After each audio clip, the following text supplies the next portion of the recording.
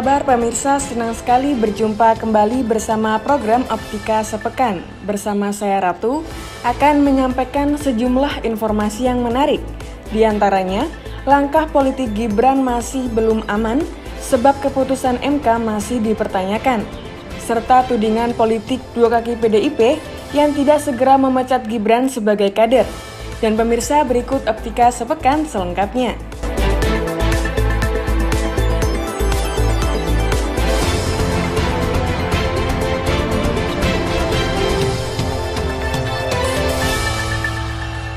Presiden Joko Widodo dituding melakukan politik dinasti atau politik keluarga dalam sepekan terakhir. Tuduhan itu hari-hari ini menjadi sorotan seiring masuknya dua putranya, Kaisang Pangarep ke Partai Solidaritas Indonesia dan Gibran Rakabuming Raka sebagai cawapres.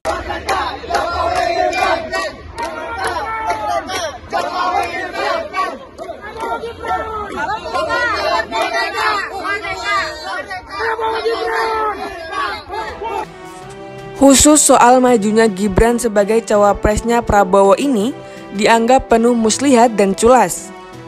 Pasalnya, ipar Jokowi, Anwar Usman selaku ketua MK dinilai membuat keputusan untuk memuluskan jalan keponakannya maju di Pilpres 2024.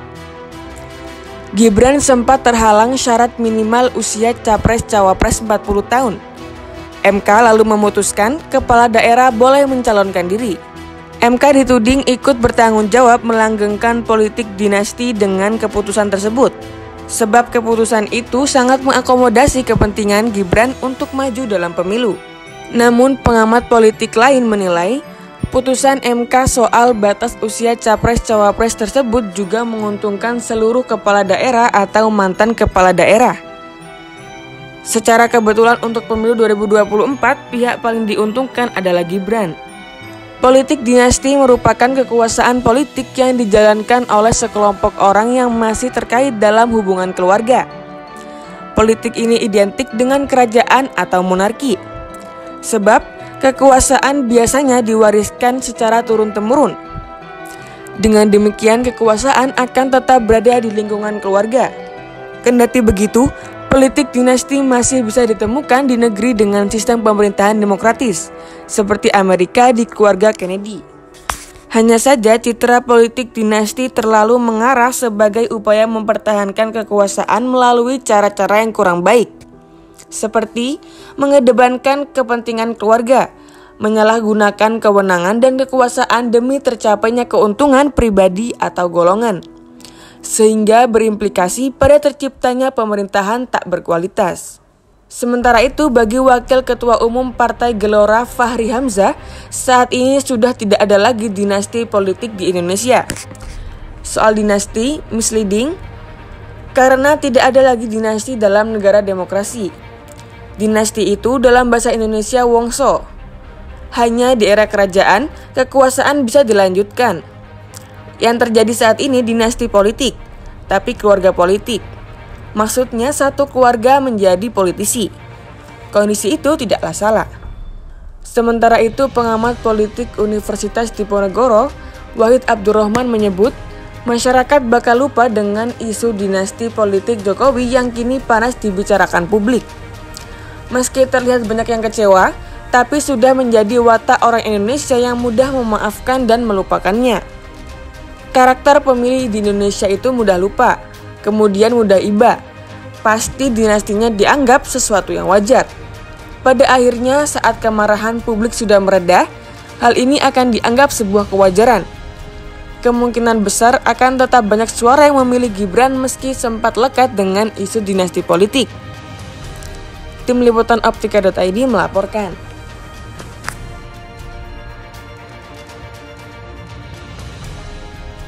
Bakal calon wakil presiden Gibran Rakabuming Raka menepis tudingan bermain politik dua kaki. Tudingan dua kaki merujuk pada posisi cawapres pendamping Prabowo Subianto, namun masih sebagai kader PDIP yang berbeda koalisi. Ketika ditanya ihwal kejelasan statusnya di PDIP, Gibran enggan menjawab. Sebelumnya, Ketua DPP PDIP Puan Maharani mengaku sudah bertemu dan berbicara dengan Gibran Rakabuming. Puan menyebut Gibran pamit dari partai untuk menjadi cawapres Prabowo. Namun, Puan membantah bahwa Gibran sudah resmi keluar dari PDIP. Sementara itu, Ketua DPP PDIP Ahmad Basaro mengatakan keputusan Gibran dengan menjadi cawapres Prabowo telah keluar dari garis partai untuk tegak lurus pada arahan Ketua Umum PDIP Megawati Soekarno Putri. Dia menyinggung etika politik yang mestinya dimiliki Gibran sebagai kader PDIP. Sebab, partai telah memerintahkan semua kader untuk mendukung Ganjar Pranowo di Pilpres 2024. Jadi tanpa harus diberhentikan secara resmi, sebenarnya rakyat telah menganggap Gibran telah keluar dari PDIP. Desakan Gibran mundur pun turut disampaikan Ketua DPC PDIP Kota Solo, FX Hadi Rutyatmo. Rudi menyebut pengunduran diri Gibran sebagai bagian dari tata krama berpolitik. Adapun Ketua DPP PDIP Bidang Kehormatan Komarudin Watubun menyatakan status keanggotaan Gibran di partainya sudah berakhir. Secara de facto telah berakhir setelah pendaftarannya secara resmi menjadi cawapres dari koalisi yang berbeda. Nama Gibran diusung Partai Golkar untuk Pilpres 2024 mendatang. Penyebabnya magnet Gibran dikaitkan dengan bonus demografi karena potensi generasi muda yang melimpah. Jumlah populasi generasi muda saat ini 53% dan pintu suara itu bisa dianggap oleh tokoh politik seusia Gibran. Bonus demografi merupakan kondisi di mana populasi masyarakat didominasi oleh individu dengan usia produktif. Usia produktif yang dimaksud adalah rentang 15 hingga 65 tahun. Kini Gibran harus berhadapan dengan ibu kandungnya PDIP yang mendaftarkan Ganjar Pranowo Mahfud MD ke KPU. Tim Liputan Optika.id melaporkan. Rumah Ketua Komisi Pemberantasan Korupsi, Firly Bahuri di Jalan Kertanegara telah didatangi sejumlah anggota kepolisian Polda Metro Jaya Kamis kemarin. Sejumlah polisi tampak hadir dalam penggeledahan rumah Firly. Sebelumnya, kediaman Firly di Bekasi juga tengah digeledah oleh kepolisian. Mantan Kapolda Sumatera Selatan Firly Bahuri juga telah menjalani pemeriksaan di Badan Reserse Kriminal Polri. Firly diperiksa tim penyidik gabungan Bareskrim dan Polda Metro Jaya selama 7 jam. Firly diperiksa terkait kasus dugaan pemerasan dalam penanganan perkara di lingkungan Kementerian Pertanian. Adapun materi lainnya yang dikonfirmasi oleh penyidik yaitu tentang foto pertemuan dengan mantan Mentan Syahrul Yassin Limpo. Hasil dari pemeriksaan akan menjadi bahan untuk memperkuat proses penyidikan. Sementara itu, Dewan Pengawas Komisi Pemberantasan Korupsi atau Dewas KPK telah memeriksa Syahrul Yassin Limpo soal pertemuannya dengan Firly Bahuri dan dugaan pemerasan dalam penanganan perkara korupsi di Kementerian Pertanian. Syahrul diperiksa pada Kamis 26 Oktober 2023. Anggota Dewas KPK Albertina Ho menyatakan pihaknya belum bisa menyampaikan hasil pemeriksaan. Laporan ke Dewas KPK terhadap Firly diajukan oleh sekelompok masyarakat pada 6 Oktober lalu. Mereka melaporkan Firly karena menilai adanya pelanggaran kode etik dalam pertemuan dengan Syahrul. Selain secara etik, kasus ini juga ditangani secara hukum oleh Polda Metro Jaya. Tim Direktorat Tindak Pidana Korupsi Polda Metro Jaya telah menaikkan kasus ini ke tahap penyidikan pada 11 Oktober 2023. Kasus ini sudah naik ke tingkat penyidikan. Polisi menduga ada pelanggaran terhadap Undang-Undang tentang Pemberantasan Tindak Pidana Korupsi. Desakan untuk memecat Firly Bahuri juga bermunculan agar penanganan kasus berjalan dengan cepat dan objektif. Firly hanya bisa memundurkan diri dari jabatannya jika dia menginginkannya atau dipecat oleh Presiden.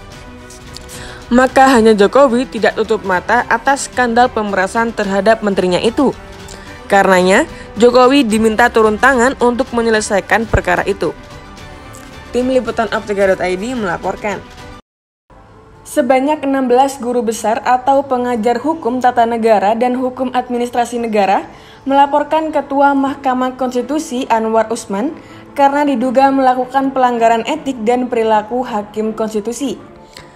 Para guru besar atau pengajar hukum tata negara dan hukum administrasi negara yang tergabung dalam Constitutional and Administrative Law Society bersama kuasa hukum YLBHI, PSHK, ICW, IM57 akan melaporkan Ketua Mahkamah Konstitusi Anwar Usman karena dugaan pelanggaran etik dan perilaku hakim konstitusi kepada Majelis Kehormatan Mahkamah Konstitusi Republik Indonesia. Para pelapor pada perkara nomor 90-P-U-21-2023 karena perkara terkait erat dengan relasi kekeluargaan hakim terlapor dengan pihak yang diuntungkan atas dikabulkannya permohonan, yaitu Wali Kota Solo Gibran Rakabuming Raka yang merupakan kemenakan hakim terlapor. Oleh karena itu, 16 guru besar serta pengajar hukum tata negara dan hukum administrasi negara mendesak Majelis Kehormatan menjatuhkan sanksi berat bagi Anwar Usman. Demikian pula peneliti Indonesia Corruption Watch Kurnia Ramadana malah menuding Mahkamah Konstitusi telah dicoreng marwahnya selaku penjaga konstitusi oleh ketuanya sendiri. Selaku Ketua MK diduga kuat membiarkan lembaganya menjadi alat politik pragmatis dengan secara serampangan mengubah persyaratan batas umur minimal 40 tahun bagi calon presiden dan wakil presiden yang tertuang dalam Undang-Undang Pemilu. MK harusnya menolak perkara yang materi pokoknya berkenaan dengan open legal policy dan menjadi ranah dari pembentuk undang-undang. Apa yang dilakukan oleh Anwar Usman juga meneguhkan banyak temuan serta asumsi yang mensinyalir MK sebagai lembaga yudikatif yang seharusnya independen telah tersandera oleh cabang kekuasaan lain. Para pelapor melihat bahwa Anwar Usman terlibat konflik kepentingan atau pelanggaran kode etik. Serangan bertubi-tubi juga datang dari Denny Indrayana meminta Majelis Kehormatan Mahkamah Konstitusi atau MKMK memutus perkara dugaan pelanggaran etik hakim konstitusi terkait penanganan perkara syarat batas usia Capres-Cawapres sebelum 8 November. Denny menyebut permintaan itu berkaitan dengan jadwal penyerahan Capres dan Cawapres pengganti di Komisi Pemilihan Umum yang digelar sejak 26 Oktober hingga 8 November. Denny berpendapat putusan MK nomor 90/PUU 21/2023 dapat menjadi tidak sah apabila hakim konstitusi dinyatakan melanggar etik dan pedoman perilaku hakim. Sementara itu, Ketua MKMK Jimmy Asyidiki menjelaskan ketiga anggota MKMK baru saja dilantik dan MKMK diberikan 1 bulan masa kerja atau hingga 24 November. Pihaknya akan segera membahas rombongan pelapor mana yang segera didahulukan. Rencana hari Selasa langsung sidang. MKMK dibentuk untuk menangani laporan dugaan kode etik dan pedoman perilaku hakim terkait putusan batas usia Capres-Cawapres yang diajukan masyarakat ke MK. Jimli Asyidiki, Wahiduddin Adams, dan Bintan Saragi dilantik sebagai anggota MKMK. Tim Liputan Optika.id melaporkan. Terowongan yang dibangun oleh kelompok Hamas memungkinkan akan menjadi salah satu tantangan terbesar bagi militer Israel jika mereka memutuskan untuk melancarkan invasi darat ke jalur Gaza. Seperti apa bentuk terowongan yang dibangun gerilyawan Hamas ini? Berikut liputannya.